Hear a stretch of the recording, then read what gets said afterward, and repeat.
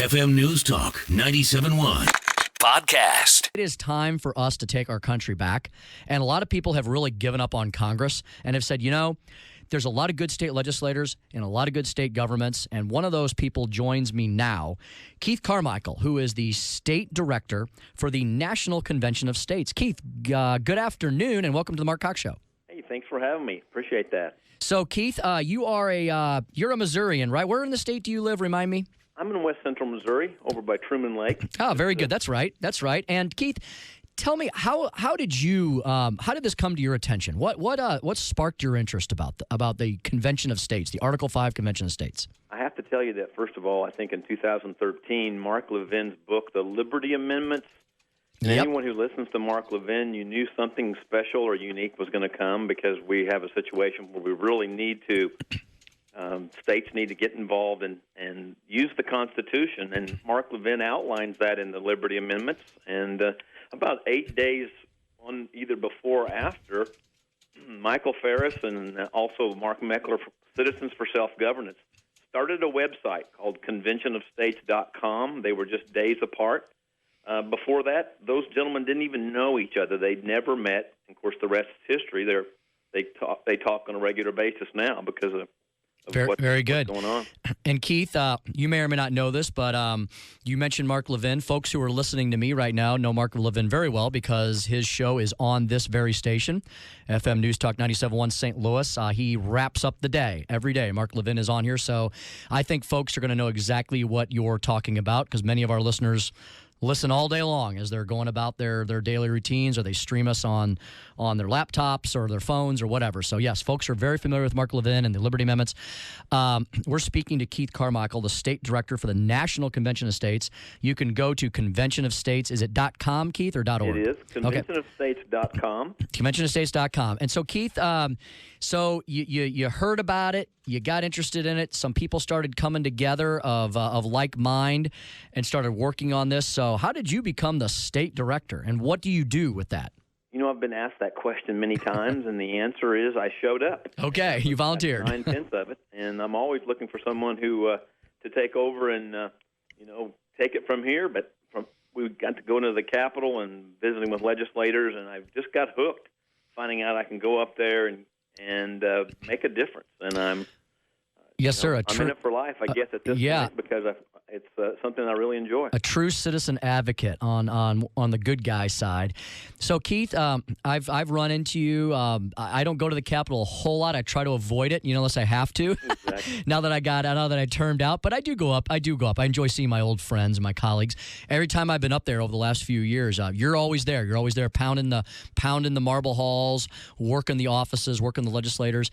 And I always tell people, unless it's like maybe honoring puppy dogs and ice cream, you're not going to get a bill passed generally in 1 year. And so you've been going through, you've learned that, right? You've learned how they make sausage up in Jeff City and what a hard slog it is. But I think you've made some dramatic progress. So where are we in Missouri on passing the Convention of States? Well, keep in mind that nationally we just had a simulated Convention of States in Williamsburg, Virginia, and the application that we used there has been passed in 8 states. Missouri has not passed it.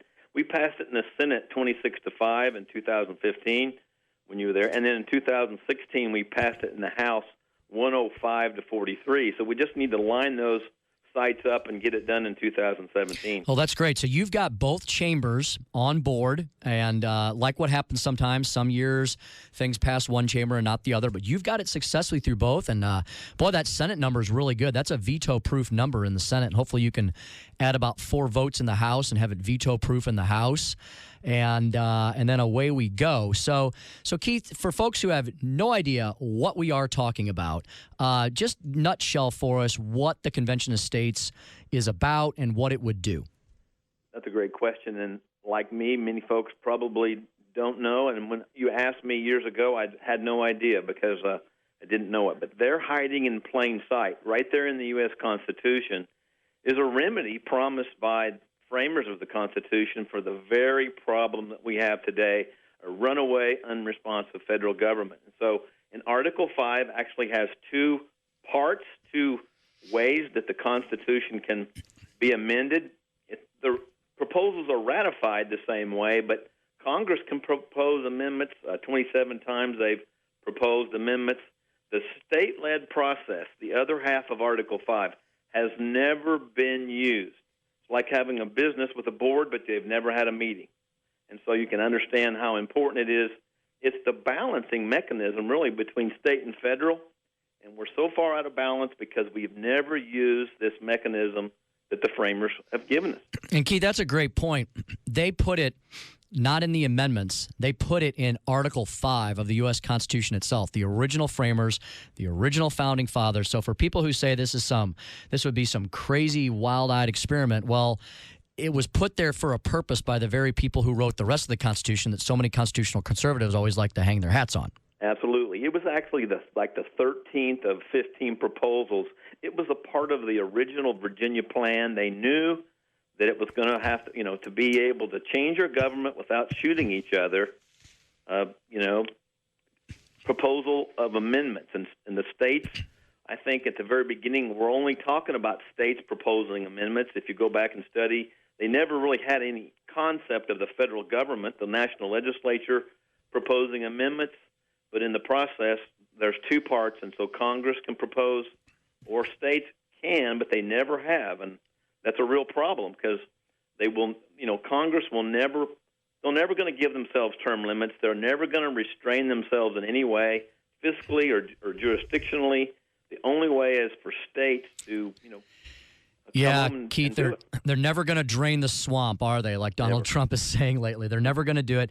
Hey, Keith, I got just a couple minutes here. I want to wrap things up, but I want to ask you, how many states were represented in Williamsburg at the recent national simulation you all just did? All 50 states were represented. Wow. We had 137 commissioners, and you can go on conventionofstates.com, click on simulation. You can actually see the proposals that they came up with.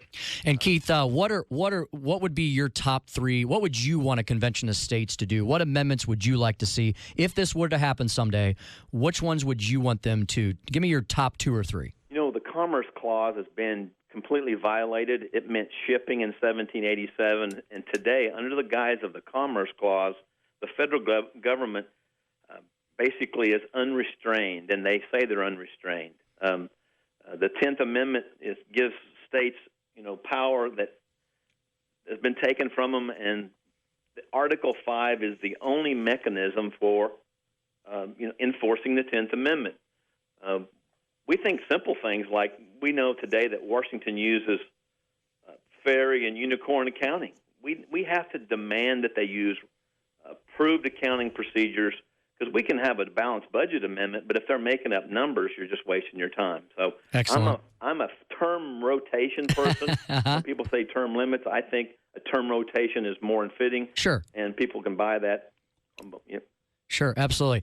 Keith, great talking to you. Really glad I had you on today, and we'll try to get you back on again. I think this is a fascinating topic.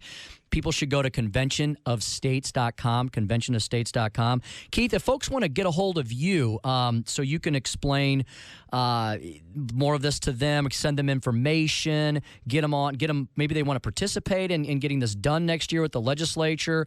You could address the issues that have come up where people have opposed this, and you could talk about those arguments. How do they get a hold of Keith Carmichael? Absolutely. Well, of course, anytime they go on conventionofstates.com, no matter where they are, and if they sign the petition that's on that page, they'll automatically volunteer, and their legislators are notified, but I'm notified as well. Or they can email me anytime at director.mo@cosaction.com. That's cosaction.com. Great. Conventionofstates.com. Keith Carmichael, the state director. Thanks for joining us here today, Keith, on the Mark Cox Show. Appreciate it. My pleasure, Tim. Thank you. Get more at 971talk.com.